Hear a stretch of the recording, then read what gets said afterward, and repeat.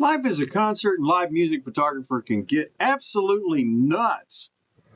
I'm going to tell you why.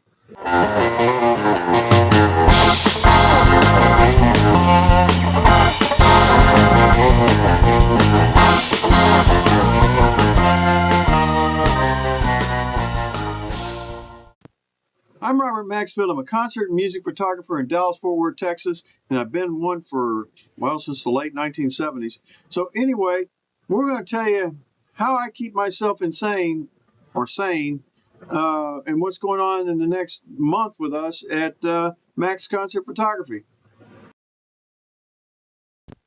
Sometimes things can just get flat out of control, and we have been running and gunning since probably February at least. And give you an idea, we've shot probably 60 to 80 different artists in the last, well, since February. And it keeps going. And I have to keep a calendar on the board on the wall and keep dates of what all's going on. And then I have to take and make reminders in order to get a hold of venues. I need to get a hold of artists. I need to get a hold of publications. I need to talk to my editor. I need to talk to the writers. I need to talk to different people and make sure that we all get this dance step kind of thing going on, you know. And it all boils, it all gels and comes to a boil and then gels and then whatever. But I'll give you an idea. On last week, I got a call. There's a group, Southern rock and roll group, that's going to have an album release party on Sunday. That's tomorrow. That's on my agenda. Got to do that. Darlene is going to join me for that, and that should be a real big blast. But we're going to have to travel probably an hour outside of town and an hour back, and all that mess. So it's going to be a busy day. And then I just made arrangements for. I got called up to shoot a cover of an artist, and I had to contact the venue first to make sure it was okay. Then I had to send a letter to the artist letting them know I'm going to be there and what date, so that they have a good idea. I don't want to catch anybody flat-footed, don't want to do anything like that, so we had to do that. And then that's all done.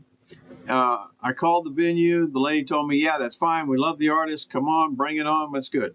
And we're just waiting on that. And then that's on the 20th. And then we're making arrangements for next month, because I'm doing a special thing at a place in Haltom City. And if people don't know, I'm finding that Fort Worth, Texas has a huge metal scene, and they have a lot of that going on. And who'd have thunk that, Fort Worth, Texas would have that?